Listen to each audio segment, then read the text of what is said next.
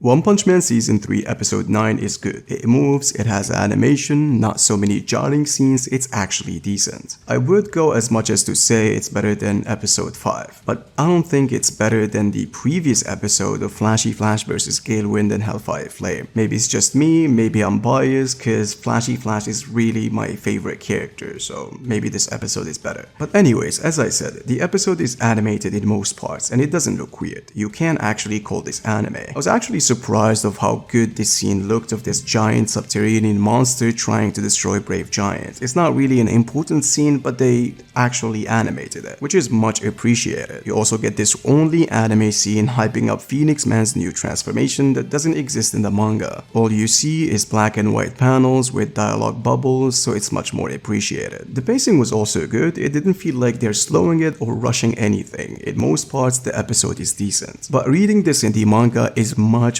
better. I truly think the choices of OSTs weren't really that good, as Phoenix Man's last transformation deserved some kind of grandiose soundtrack to highlight how crazy that is. We're talking about a monster that evolved from a demon to a dragon and evolved more to a form that is considered as one of the strongest we've ever seen. So this reveal needed to breathe a little with a very decent soundtrack. You can also tell that they tried their best to create a peak level episode, but sadly time and resources possibly didn't allow them to completely illustrate their visions. However, I do think that they have done a good job with Brave Giant. His mecha design and his gadgets did look the part in most parts. The colors of his mecha and his attacks were handled well. There are surprisingly also removed scenes, specifically regarding Gale Wind and Hellfire Flame, as they are supposed to be resurrected with the subterranean monsters to fight Brave Giant, but they just completely removed that part only to show them after facing against Saitama. Also, the part of Brave Giant punching Phoenix Man throughout many floors was handled well, but the manga has this one good panel that I understand would be very difficult to adapt. In the manga, you also see where Brave Giant parts came from when Child Emperor summoned it, in contrast to the anime where it just looked weird how it just spawned out of nowhere. The Millennium Emperor Nova is also handled much better in the manga, as you can see other characters' reactions and the overall damage it has done to the city. In the anime, it was good. It was not bad, it was pretty decent, but the manga did it better. However, as I said, I truly believe that episode 8 is much better in my opinion, and that's exactly the one episode they should have highlighted for the fans to wait for. But episode 9 is still a very good episode. Not like episode 5 that was completely broken for most parts. You can tell that this had a lot of potential if more time was provided. There is a scene that I actually loved and I think it's the best of the episode, which is where Child Emperor uses his electrical thunder attack to kill the subterraneans. The animation of the electricity or lightning was actually pretty good. The scene was only ruined by the dimming and ghosting, which is not the studio's fault. But again, this is the best scene of the episode in my opinion. Now, OG One Punch Man fans are aware that this episode actually adapted something that isn't canon in the manga anymore. Most of the fight in the anime is actually different, since they adapted pre-retcon chapters of this fight instead of the fight that happened in the official volume release. You see, back in the day, when we were waiting for these chapters of this arc to release, Murata has started his infamous redrawing chapters habit, and the majority of the second half of this fight has been redrawn 2 times. One where he changed Brave Giant's design, and the second one is redoing the entire fight and changing many things that we're going to be talking about in this video. The change in the anime was actually hinted at in the opening, where they showed Child Emperor wearing his first set, in contrast to the canon one where he has a hat on and no scouter. And this actually partially confirms that the last fight of the season, they're going to also adapt the pre-retcon version, mixing it with the new canon material, which is something I'm really excited about. But the main thing is, specifically this form of Phoenix Man does not exist in the manga anymore. This is now considered as anime only, and if it's revealed that the authors approved of this, then this would mean it would only be considered as anime canon, which as a power scaler I absolutely love. But anyways, let's now talk about the major changes. Now, it all starts in chapter 98. While Gunma and Child Emperor go back to where Phoenix Man was defeated, they find him still laying there, a few art changes, nothing really major. Phoenix Man resurrects and it's all the same thing. Child Emperor after shoots him, but in the new version it's much more detailed and it transitions well, as it shows him bringing out his weapon from his backpack. And with Phoenix Man, we kinda see him charging up to stop Child Emperor's attack with his wings. Again, as I said, not really major changes, just improvement in the art and adding stuff to transition the scene well. well. Phoenix Man charges at him, breaks the walls, forcing Child Emperor to use Brave Giant, slaps him to a different room, are all the same things. Again, a few changes like the impact Phoenix Man felt from the hit and the fact that Brave Giant slashed the wall and kicked it to come to the next room. But this is where things changes completely. Brave Giant's design and how Child Emperor looks inside are completely different. Now, Murata redraws this with updating Brave Giant's design to what we see now in both the anime and the manga. The new design actually have a figurine of the older design hanging from the backpack, which I thought is a very nice Easter egg. However, the whole fight from now on has a lot of changes with even different abilities, dialogues, and conversations. And I'm obviously not going to mention every single detail. However, the main thing is that Brave Giant isn't supposed to kill Phoenix Man the second time with Brave Giant's fist. He's supposed to survive it, uses a different mode called Phoenix Penguin mode, uses his spiritual dimension to trap Child Emperor and almost succeeding in manipulating him, but Saitama interferes and stops him completely. Yes, in the canon version, Saitama is supposed to be on the same vicinity as Child Emperor. Not only was he there, but he literally enters a space that only exists in Phoenix Man's mind to stop him from manipulating Child Emperor. A very weird feat that a lot of people said it's the product of having Toon Force. But the anime instead adapted the first version, which as I said is not canon anymore, where Phoenix Man doesn't survive the fist, he dies by it, but then resurrects even more stronger, transforms to his new overpowered form that we see in the anime called Brilliant Eagle mode, one of the most loved forms by the community back in the day. And unlike the canon version, Child Emperor fights and defeats this monster without the help of Saitama, which at that time didn't really make any sense. In the canon and the manga version that doesn't exist in the anime, Saitama stops Phoenix Man from attacking Child Emperor, and that allows the latter to slip the bug inside his costume. Completely makes sense, as Phoenix Man without Saitama's interference would have killed him. But in the pre-retcon and the anime version, Child Emperor was somehow able to trap an even more stronger form of Phoenix Man and plant the bug without the help of Saitama, which power scaling wise is pretty weird. That's obviously not the only change, as we literally have a completely different fight. The Millennium Nova, a crazy destructive attack that was used to defeat Phoenix Man, just doesn't exist in the manga. Gale Wind and Hellfire Flame shouldn't be revived in their monster forms, and Phoenix Man, when the fight concludes, is alive instead of getting killed in the previous version. Now, is this a good decision to do this in the anime? Yes, for sure. The fight is much more interesting and exciting. However, the canon one has very important lore and rhymes well with what happens in One Punch Man in future chapters. So, if you're anime only and doesn't really want to read One Punch Man to not spoil yourself because you like the anime, make sure to go reread chapter 98, 99, and 100, because canonically it's much more different than the anime.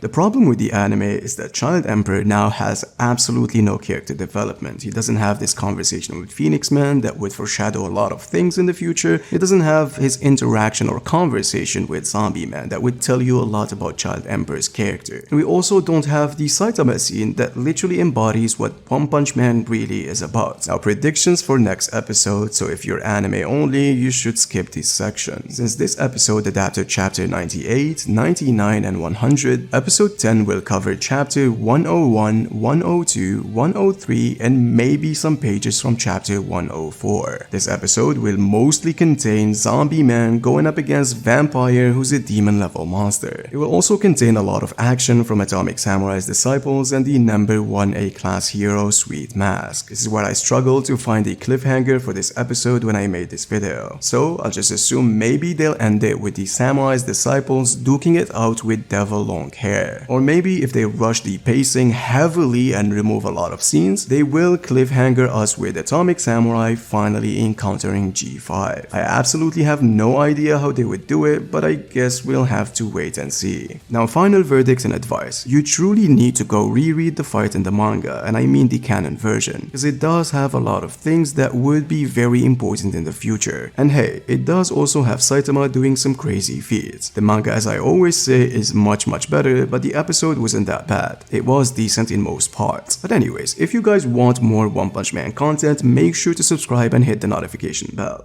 Until next time, please take good care.